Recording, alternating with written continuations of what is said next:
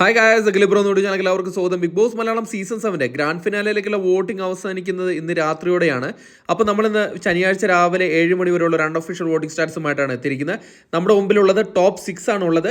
ഈ ടോപ്പ് 6ൽ നിന്ന് ഒരു മത്സരാർത്ഥി ഇന്ന് പുറത്താവും. നമ്മൾ പ്രൊമോയിൽ കണ്ട പോലെ തന്നെ അതെന്തായാലും നമ്മുടെ വോട്ടിംഗ് റിസൾട്ടിൻ്റെ അടിസ്ഥാനത്തിലാണ്. പ്രത്യേകം ശ്രദ്ധിക്കണം, നമ്മുടെ വോട്ടിംഗ് റിസൾട്ടിൻ്റെ അടിസ്ഥാനത്തിലാണ് ആ മത്സരാർത്ഥി പുറത്താവുന്നത്.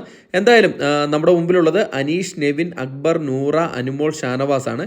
ഇവരിൽ നിന്ന് ഒരു മത്സരാർത്ഥി പുറത്തായതിനു ശേഷം ഒരു ടോപ്പ് 5 ആയിരിക്കും പിന്നെ ശനിയാഴ്ച ലാലേട്ടൻ്റെ കൂടെ ഉണ്ടായിരിക്കുക, ഷൂട്ടിനുണ്ടായിരിക്കുക.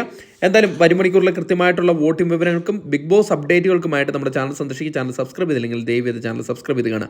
ഇന്ന് രാവിലെ 7 മണിയോടെ വോട്ടിംഗ് സെറ്റിൽ 1ാം പൊസിഷൻ അത് അനുമോളാണ് തുടരുന്നത്. അനുമോൾ നല്ലൊരു വോട്ട് നേടിയിട്ടുണ്ടെങ്കിലും ഇപ്പോൾ ഇഞ്ചോടിഞ്ച് പോരാട്ടമാണ് അനീഷുമായിട്ട് നടത്തിക്കൊണ്ടിരിക്കുന്നത്.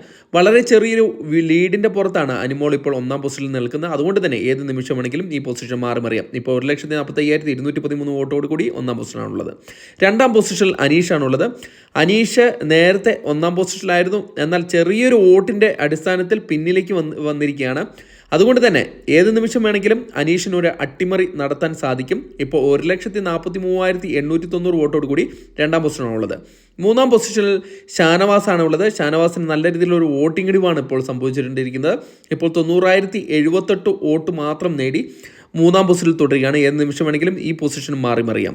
4ാം പൊസിഷനിൽ അക്ബറാണുള്ളത്. അക്ബറിന് നല്ല രീതിയിലൊരു വോട്ടിംഗ് മുന്നേറ്റം കണ്ടുവരുന്നുണ്ട്. ഇപ്പോൾ ഏകദേശം ഷാനവാസിൻ്റെ അടുത്ത് എത്തുന്ന രീതിയിലുള്ള ഒരു വോട്ടിംഗ് പ്രകടനമാണ്.